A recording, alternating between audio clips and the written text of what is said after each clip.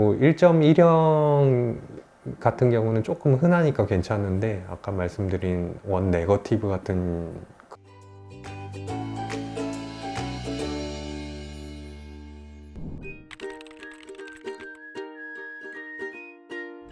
네, 강아지도 고양이도 혈액형이 있습니다. DEA 뭐 1형이다, 1.1형이다, 1.2형이다 뭐 이런 식으로 쭉쭉쭉 해서 총 한 13가지 정도 이상이 있다고 보고 있어요. 근데 DEA는 뭐냐면 도그 에리스로사이트 안티젠이라고 해서 강아지 적혈구 항원이라는 뜻입니다. 그래서 강아지 적혈구에 있는 항원의 번호를 붙여 놓은 거예요, 종류마다. 그거에 따라서 어떤 수혈이 됐을 때 항원에 이제 반응하는 게 다르다 보니까 번호가 이렇게 붙여서 이제 중요하게 다루는 건데요. 일단 강아지 먼저 설명을 드리면, 강아지에서 가장 흔한 혈액형은 1.1형입니다. 40에서 60% 이상을 보고 있어요. 그리고 1.2형이 그 다음 많은 거고, 대략 한 20% 정도 된다고 보는데, 그 외에 뭐 원 네거티브라고 해서 어떤 강아지한테든 피를 줄 수는 있지만 자기는 받을 수 없는 그런 혈액형도 있고요. 동물병원에서는 1.1형이냐 1.2형이냐 아니면 둘 다 없는 이제 네거티브형이냐, 그 세 가지를 크게 구분을 해서 피를 구해서 수혈을 합니다. 피를 가지고 있는 병원이 아니라면 피를 빨리 구해야 되는데 시간이 걸릴 수밖에 없죠. 그래서 때로는 뭐 특히 뭐 주말이나 이럴 때가 걸쳤는데 반드시 수혈을 빨리 받아야 되고, 이런 상황이 생기게 되면 근처에 있는 아시는 분 대형견, 그런 강아지한테서 혈액형을 체크를 하고 특별한 이상이 없으면 이제 수혈을 받기도 해요. 그래서 보호자분들께서도 자신의 아이가 어떤 혈액형인지 알고 계시는 게 좀 도움이 될 수도 있어요. 뭐 주변에 피를 받을 만한 대형견 아이의 혈액형도 알고 있다면 좋을 것 같고요.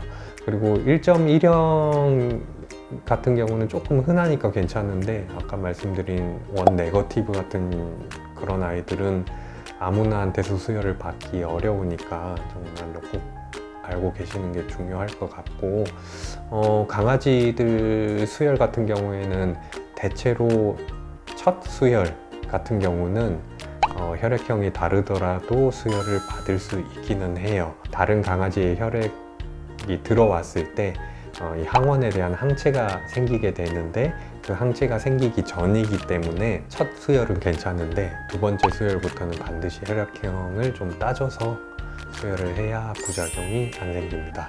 혈액형이 우리가 알고 있는 1.1, 1.2형 뭐 이런 게 이제 같더라도 부작용은 발생을 할 수 있는데요. 그래서 수혈을 하기 전에 피를 얻어온 피랑 환자의 피랑 반응을 시켜보는 교차 반응 시험이라는 걸 꼭 해요. 거기서 문제가 생기면 수혈을 할 수가 없거든요. 그래서 문제가 없는 경우에 수혈을 진행을 하는 겁니다.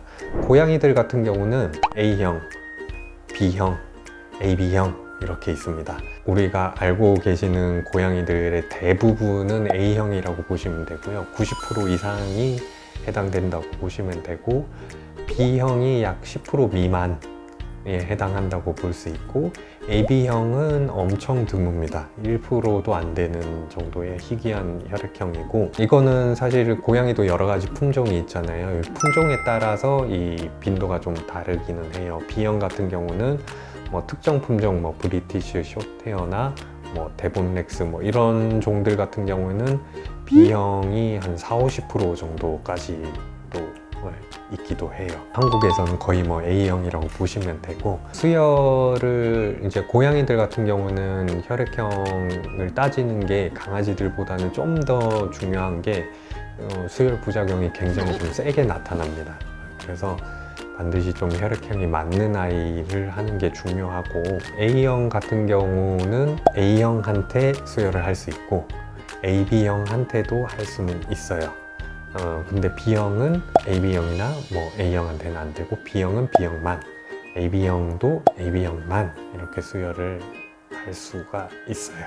고양이들 같은 경우는 강아지랑 좀 다르게 그 수혈을 할 수 있는 양, 그러니까 체혈을 해서 뽑아서 공혈이라고 하죠. 피를 제공할 수 있는 양이 한 번에 한 50cc 정도? 수혈 양으로는 좀 작아요. 그래서 많이 할 수도 없고 그걸 또 오래 보관을 할 수도 없어요. 그래서 특정 병원에서는 이제 수혈을 해줄 수 있는 그런 시스템이라고 하죠. 그런 공혈묘들을 많이 확보를 보호자분들이랑 협조를 해서 확보를 하고 있는 병원들도 있는 걸로 알고 있어요. 그래서 보호자분께서는 혈액형을 좀 잘 아셔야 될 것 같고, 그런 긴급하게 수혈을 받을 수 있는 병원이 어딘지도 조금 체크를 해보시는 게 좋을 것 같습니다.